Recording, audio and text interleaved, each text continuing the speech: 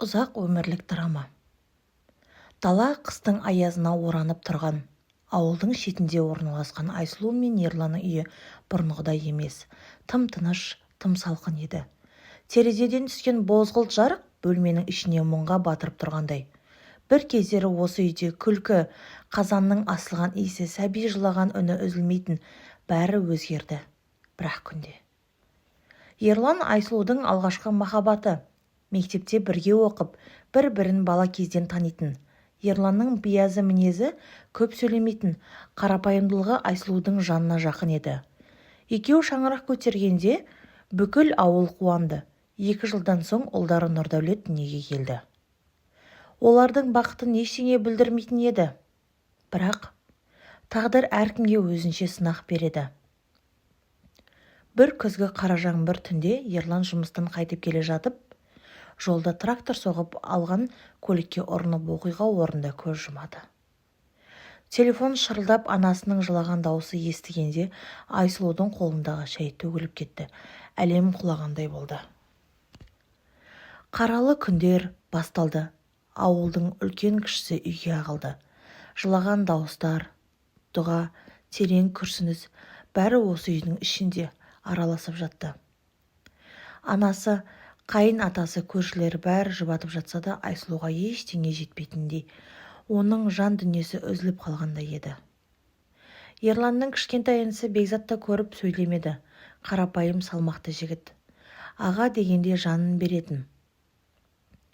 Үйде жүргенде көз жасын көрсетпеуге тырысты. Бірақ түнде сыртқа шығып ағашқа сүйеніп тұрып үнсіз жылайтын еді. Бұлай боларын ешкім күткен жоқ. Жерлеу өткен соң 3 күннен кейін ауылдың үлкендері жиналды. Қазір салт бойынша жесір әйел мен жетім бала жатқа кетпеу керек. Әсіресе жалғыз ұлы бар әулетті бұл үлкен мәселе еді. Ауыл ақсақалы Қасым ата жанары мұң жиналып, Ерлан баламыз ерте кетті, бірақ артында ұрпағы қалды. Ана бала өз шаңырағында өсуі керек. Осы әулеттің оты өшуге тиіс емес деді. Сөздің астарында әмеңгерлік салт ежелгіден келе жатқан, бірақ заман өзгергеніне сай бұл мәселе күрделі бола бастады. Қайын атасы Нұрсейіт, Бекзат, сен жалғыз інісі едің. Ағаңның артында қалған балаға әке Айсұлудың тірегіне айналуға қалайсың ба деп сұрады. Бекзат үнсіз қалды. Ол ешқашан ағасының әйеліне көз салмаған, бірақ ағасының аманатындай болып тұрған балаға жаны ашитын еді. Мәселенің ауыр екенін білетін мен Айсұлу өз шешімін сыйлаймын деп ол жай ғана. Бәрінің көзі Айсұлуға ауды. Жүрегі дүрсілдеп кетті. Ол ешкімге керек болмай қаламан ба деп қорқыныш па әлде еркіндік пе келмеуіне тиіс деген түсінің арасында тұрды. Мен ойланғым келеді, деді Айсұлу ақырын. Күндер өтті, үйдің тірлігі Бекзатқа қалды. Бауырының үйіне жиі келіп, малды қарап, отын жарып, ауылдың азық-түлік таситын. Айсұлу үндемей жүрді, бірақ оның Бекзатқа деген көзқарасы сәл өзгеріп келе жатқанда іштей байқады. Қыстың бір таңында Нұрдәулет жылап оянды. Бала әкесін түсінде көрген. Папам келді, папам деп қызғана жылады. Айсұлу өз-өзін ұстауға тырысып баласын құшақтап жұбатты. Сол сәтте есік қағылды, Бекзат кіріп келді. Жағдайды сезгендей ол баланы жаймен құшағына алып, кел батыр, папаң періште болып сені қорғап жүр деді. Бала Бекзаттың кеудесінде басын қойып тыныштала бастады.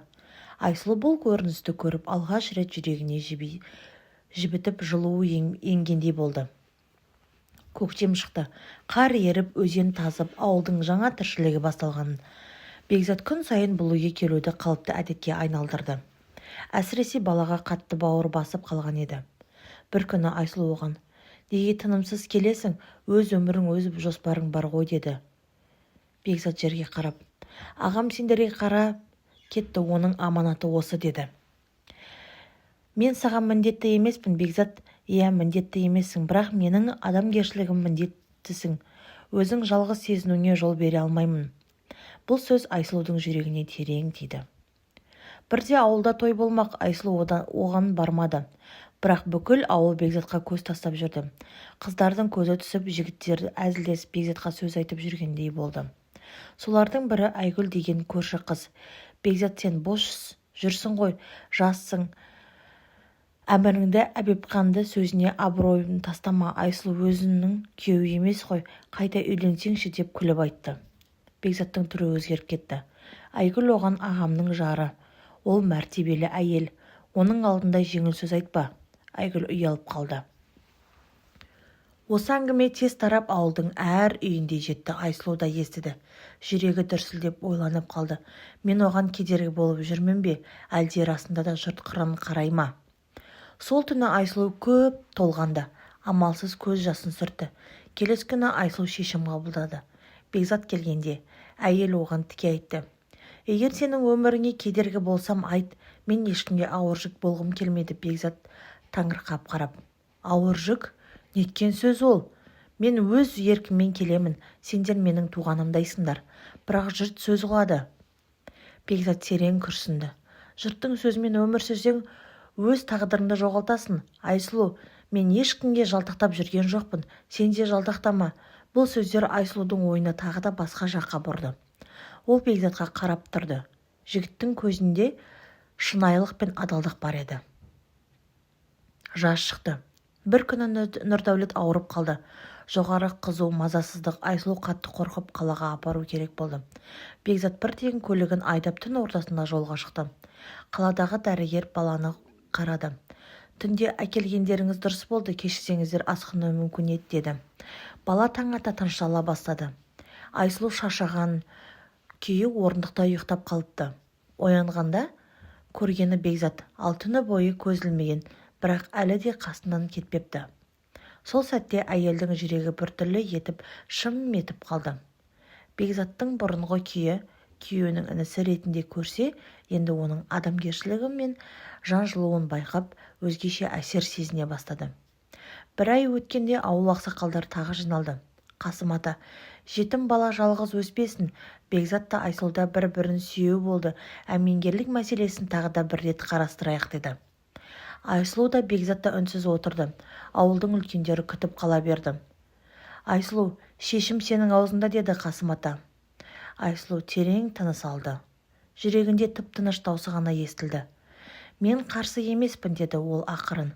Бірақ біз жұрттың сөзімен емес, өз сабырымызбен, өз сыйластығымызбен өмір сүреміз.